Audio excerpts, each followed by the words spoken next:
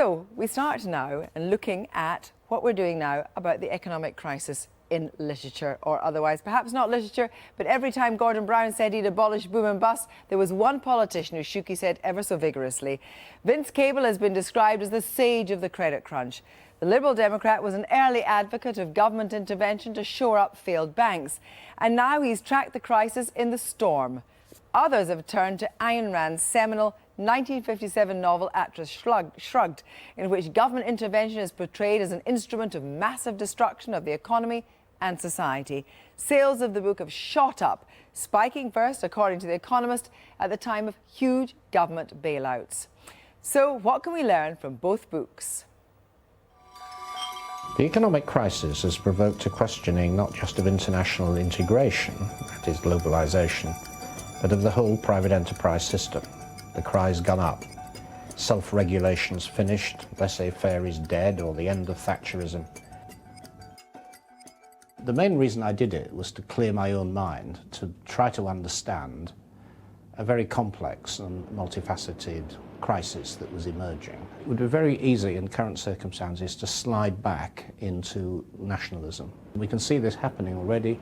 It's happening in trade policy in the United States, the way that industries are clamouring for protection in Europe. And there are a lot of very positive things that could be happening in terms of moving on to a stronger system of governance in terms of the world economy. We've had a private sector that has expanded very, very rapidly through trade and investment and banking, but the rules haven't caught up with it. Banking's an Alice in Wonderland world in which financiers earned high salaries for taking and covering risks, yet when crises and panics occur, governments are expected to provide lender of last resort facilities.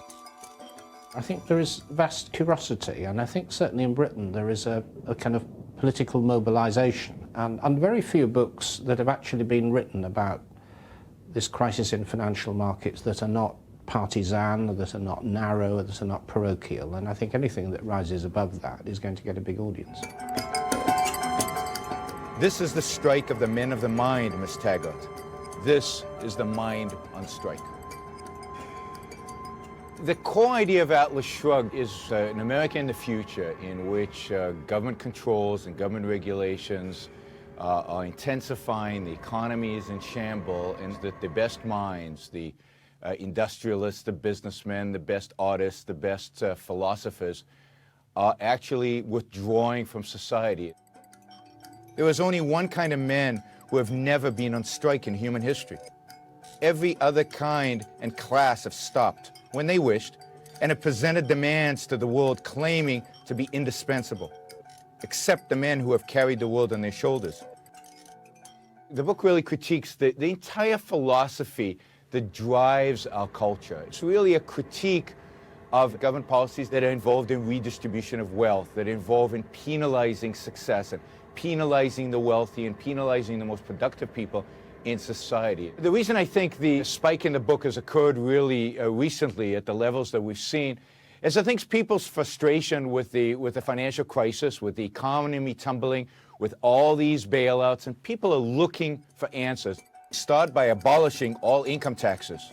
Oh no, screamed Mr. Thompson, leaping to his feet. We couldn't do that. How would we pay for government employees? Fire your government employees. Two very different views. First of all, Rosie, let's deal with Ayn Rand. Can you see the appeal in this time of crisis? Oh, absolutely. And I mean, it was quoted, I think, just then with that idea that, abolish taxes and, the sense that taxpayers' money is going into bailout banks and that those banks are still continuing to pay bonuses and that we have very heavyweight bureaucracies that are using up masses of money. And especially in America, if you look at the numbers of people who don't even have insurance, health insurance today. So obviously you can see this anger. I mean, I had an extremely strange experience reading it when I was reading it the other night and the news was on, and in the background, and suddenly there were all Fred Goodwin's windows being broken, and then over in France there's someone being taken hostage because he's not paying something, and you suddenly thought, my God, we're in this Ayn Rand world. But it's a vile book as well. I mean, because it's so dehuman, and it's so, if you have any vulnerability or humanity, you are a worm in her eyes. Why did you find it so compelling, Andrew, when you first read it? How long ago was that? Well, that was 20 years ago, and I was a very different person than I am now. And I think I didn't mind the dehumanisation, whereas I think today I rather agree with Rosie. There's a sense that sheer idealism, however obsessive, and this is a book for obsessives, it's a cult book, is just not enough. It's not enough in a grown-up world, because you simply can't sack all government employees. It's you can't abolish income tax, however much one might wish for a world when you can. Actually, when you think about it, her creative force. She wanted to have a protean force which showed the power of human nature. And the trouble is that human nature just can't be shoved into a straitjacket. Well, it's like not that. a machine, is it? Saf.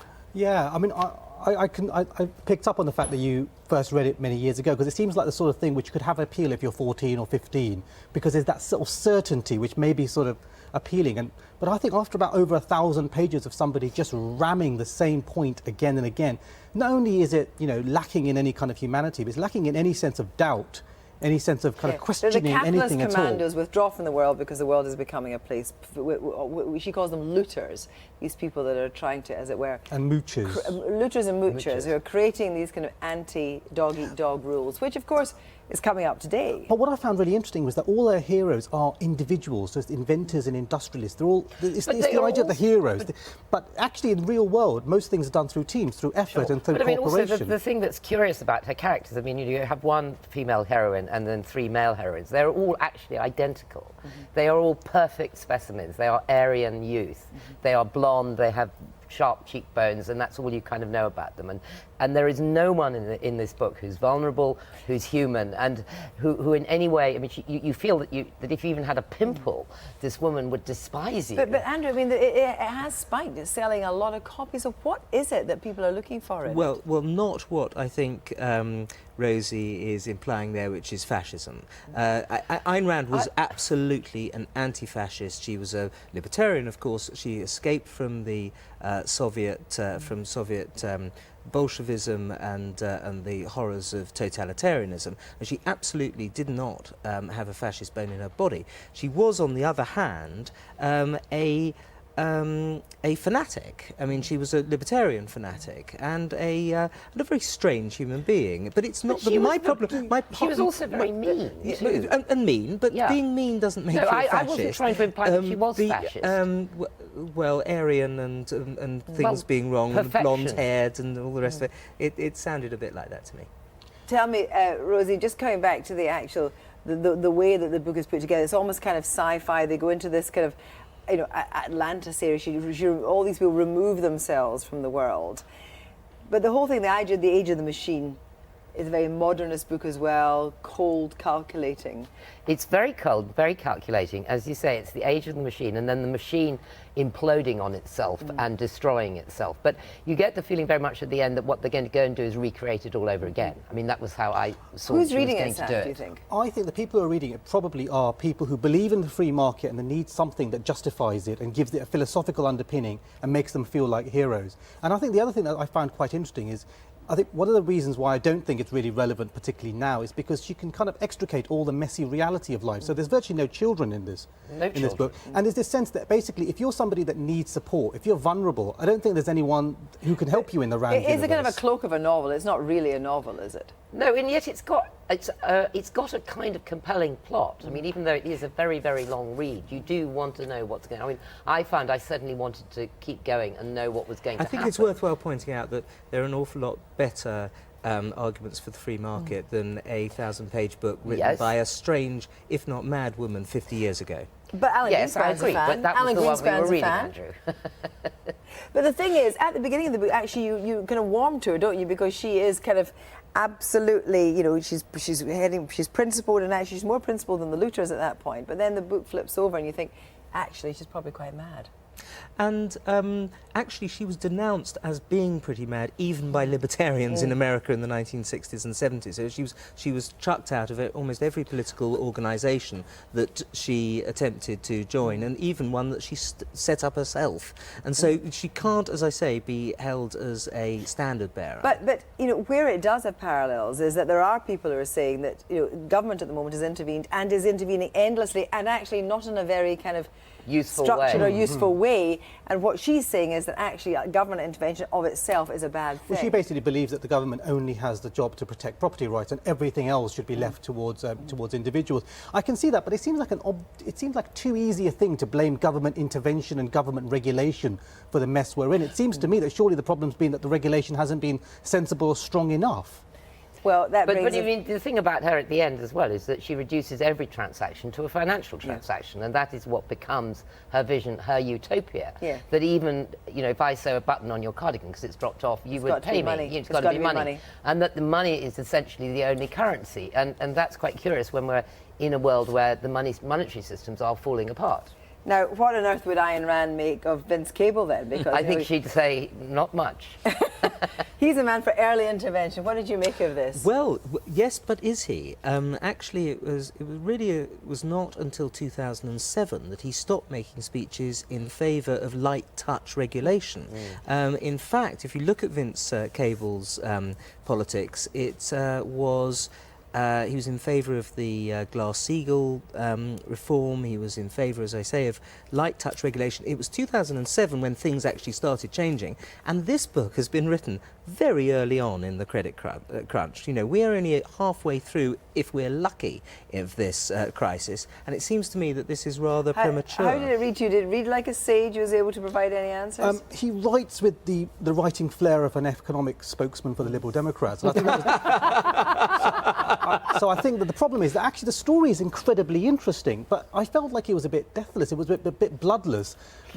I just thought to myself, if he's an MP as well as being an economist, wouldn't it be quite nice to talk to the constituents who've actually experienced something? Stories. Well, There's no I stories. thought it was very disappointing on that level. I mean, I thought Vince Cable combined with Canongate, who I think produced some of the best books in Britain now, you were going to get something wonderful and very human. And why we love Vince Cable is because he is human and strong and witty and ironic, and there is no single anecdote in that. I mean, I felt that I'd read a series of newspaper pieces, then he'd kind of latched into the potential food crisis, the potential energy crisis, oil, and China. Those are things that I kind of know a bit about, and I thought it was very, very skimpily done. And then he kind of comes back at the end with some solutions in which, in fact, the whole of that is missed out. The environment is completely brushed aside. But he doesn't even mention. He doesn't go to his report. enemy, does he, with any kind of argument? There's no kind of argument. There's no confrontation. I just felt we didn't have him, and that actually it's being sold as this is Vince, the man that everybody trusts who would like to be chancellor, and his voice doesn't happen. What about his in this solutions? book. I mean, he's actually he doesn't come out with anything particular. Well, you talked about Glass-Steagall, but actually he does say one of the problems is investment banks taking equity in corporate businesses. He does say that's a bad thing, and that would have been obviated by keeping Glass-Steagall. Absolutely, but the very point, the difference between the utility banks and what are now called as the casino banks, which obviously should have been kept separately, and Glass-Steagall back in Clinton's time was got rid of by that, is not something. You look up Glass-Steagall in the index, you won't find it. And in a sense, also, you know, you have to admire him for not making cheap political points. You wouldn't know that was a politician writing that book, because he's not constantly using it to attack David Cameron and Gordon Brown. He doesn't ever bring it down to the kind of the human level, does he? No, I mean, that's where I felt that absolutely not. But at the same time, there is a sense of objectivity, but that has taken away from the interest of the book. And indeed the passion. Well, Atlas Shrugged and The Storm are available now. On the 200th anniversary of Nikolai Gogol's birth, a new production of his novel, The Overcoat, contains echoes of these hard times. Lust, shame and anger are the emotions the physical theatre company Gecko have concentrated on in their new adaptation of the book, about which Dostoevsky said, "We all come from Gogol's overcoat." A lowly, downtrodden office clerk watches his colleagues get promotion, preferment and riches, while he desperately tries to acquire a posh coat to win the heart of a fellow worker.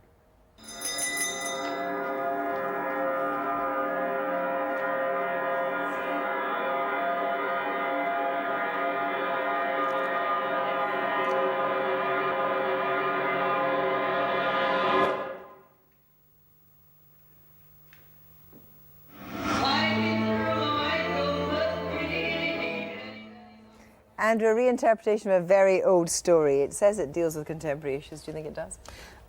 I think it does in a rather disappointingly banal way. I think that we pretty much all know that poverty is an unpleasant thing, and we also know that working in a boring office is boring. It didn't actually tell me an awful lot more than that, I have to say, and the way in which it did distance itself from Gogol by making a sort of form of capitalist materialist, we know that because he was wearing a top hat, steal the overcoat, was just, and then he commits suicide, of course, was too much of a gap for Not that we're worried about giving away the end or anything. any kind of, you mentioned earlier passion.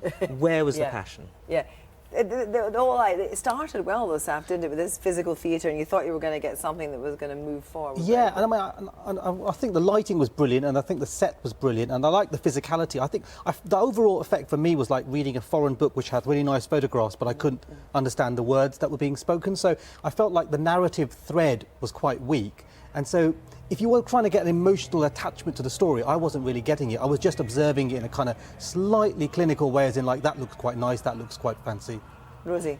I thought it was absolutely dreadful. Dreadful. Completely dreadful. I mean, if you didn't know what you were going into, if you didn't know the story, it's bits of it are in Japanese, bits of it are in French, bits of it are in Italian.